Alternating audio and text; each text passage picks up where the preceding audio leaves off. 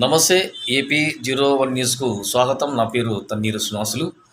వివరాల్లోనికి వెళ్తే, రేపు ఉదయం 29వ తేదీ నాడు గుత్తి నుంచి 6 బస్సులు కడపకి బయలుదేరనున్నాయి. అదేవిధంగా పామిడి నుంచి 6 బస్సులు బయలుదేరనున్నాయి.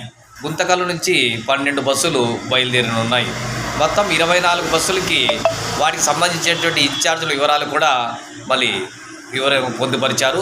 ఇందుకు సంబంధించి ఆయా నాయకులు, కార్యకర్తలు మరి ఈ బస్సుల్ని ఎక్కి కడప మహానాడు వెళ్లాల్సిందిగా గుంతకల్ ఎమ్మెల్యే ఓ ప్రకటనలో పేర్కొన్నారు. వివరాలు పూర్తిగా చూడండి.